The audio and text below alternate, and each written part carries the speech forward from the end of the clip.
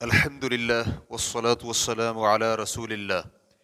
کیا جمعہ کے خطبہ کے دوران موبائل بند کرنا ایسا لغو کام ہے جس سے جمعہ کا اجر ضائع ہو جاتا ہے؟ سوال کیا گیا ہے، بسا اوقات کچھ بھائیوں کے موبائل کی گھنٹی خطبہ جمعہ کے دوران بجنے لگتی ہے اور کچھ تو حیا باختہ موسیقی پر مشتمل ہوتی ہیں۔ اگر دوران خطبہ کسی کے موبائل کی گھنٹی بجے اور وہ اسی وقت موبائل بند کر دے تو سوال یہ ہے کہ کیا یہ عمل اسی لغو میں شمار ہوگا جس کی طرف نبی علیہ الصلوۃ والسلام نے اپنی حدیث مبارکہ میں اشارہ کیا ہے، اور حدیث میں مذکور الفاظ اس نے لغو کام کیا، اس کا مطلب کیا ہے کہ اس کا جمعہ نہیں ہے، یعنی اس کا اجر نماز ظہر والا ہوگا اور جمعہ کا اجر نہیں ملے گا؟ الجواب بعون اللہ سبحانہ وتعالی۔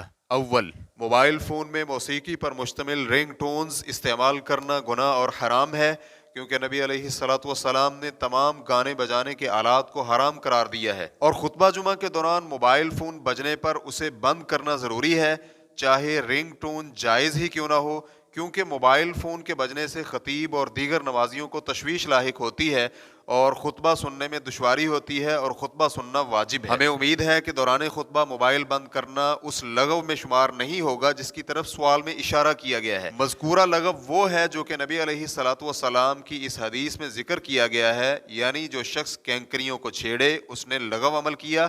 مسلم حدیث نمبر 857۔ کیونکہ یہ حدیث اس شخص پر صادق آتی ہے جو ایسا عمل کرے جس سے خطبہ جمعہ سننے میں رکاوٹ پیدا ہو، مثلا موبائل اور مسلح وغیرہ کے ساتھ مصروف ہو جانا۔ حافظ ابن حجر رحمہ اللہ نے فتح الباری میں حدیث نمبر 934 کی شرح کرتے ہوئے لکھا ہے کہ تمام اہل علم کا کہنا ہے کہ جس شخص کو خطبہ کے دوران کسی اچھے کام کے حکم کی ضرورت پڑے یا غلطی سے روکنے کی ضرورت محسوس ہو تو وہ اشارے سے یہ کام کر سکتا ہے، اور امام نووی رحمہ اللہ صحیح مسلم میں کہتے ہیں اس حدیث میں خطبہ کے دوران ہر قسم کی گفتگو کرنے سے منع کیا گیا ہے، اور کسی کو منع کرنا مقصود بھی ہو تو خاموشی کے ساتھ بذریعہ اشارہ منع کرے، بشرطے کہ مقابل شخص اشارے سے بات سمجھ سکتا ہو۔ اس بنا پر کسی صحیح مقصد کے لیے تھوڑی سی حرکت لغو اور فضول کام میں شمار نہیں ہوگی، اور دوران خطبہ ایسا کرنے میں کوئی حرج نہیں ہے۔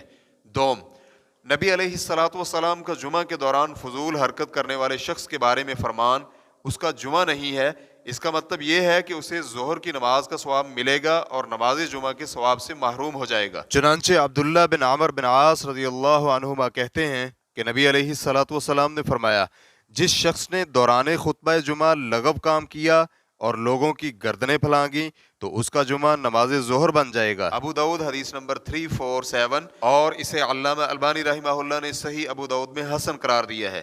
حافظ ابن حجر رحمہ اللہ کہتے ہیں، نظر بن شمیل کہتے ہیں حدیث کے الفاظ لغوتا یعنی تو نے لغو کام کیا، اس کا مطلب یہ ہے کہ تم اجر سے محروم ہو گئے۔ یہ بھی کہا گیا ہے کہ تمہارے لیے جمعہ کی فضیلت لغو ہو گئی۔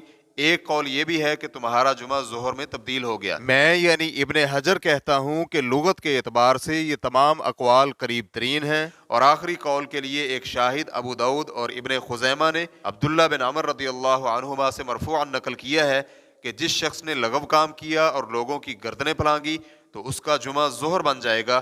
اس حدیث کے ایک راوی ابن وہب رحمہ اللہ کہتے ہیں اس کا مطلب یہ ہے کہ اس کی نماز تو ہو جائے گی لیکن جمعہ کی فضیلت سے محروم ہو جائے گا۔ ریفرنس کے لیے دیکھیے فتح الباری جلد نمبر 2 صفحہ نمبر 414۔ بدر الدین عینی رحمہ اللہ کہتے ہیں حدیث کے الفاظ کانت لہو ظہرن کا مطلب یہ ہے کہ اس کا جمعہ ظہر بن جائے گا، یعنی جمعہ کی جو فضیلت اسے ملنی تھی وہ اسے نہیں ملے گی، کیونکہ اس میں فضیلت کی شرائط پوری نہیں تھی۔ ریفرنس کے لیے دیکھیے شرح سنن ابی داؤد جلد نمبر 2 صفحہ نمبر 169۔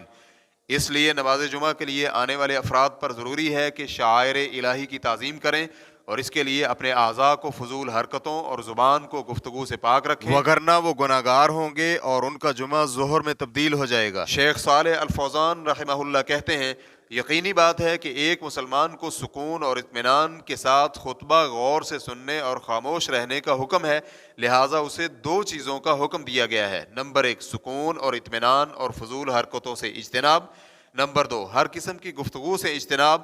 چنانچہ اس کے لیے خطبہ کے دوران بات کرنا حرام ہے، اور اسی طرح فضول حرکت کرنا، کینکریوں کو چھیڑنا، زمین پر خطوط کھینچنا وغیرہ بھی حرام ہے۔ ریفرنس کے لیے دیکھیے المنتقی من فتاوی الشیخ صالح الفوزان جلد نمبر 5 صفحہ نمبر 71۔ واللہ تعالی اعلم۔ اسلام کیو اے ریکارڈنگز مؤسسة الشیخ محمد صالح المنجد المملکۃ العربیۃ السعودیہ فتویٰ نمبر 119636 والسلام علیکم ورحمۃ اللہ وبرکاتہ.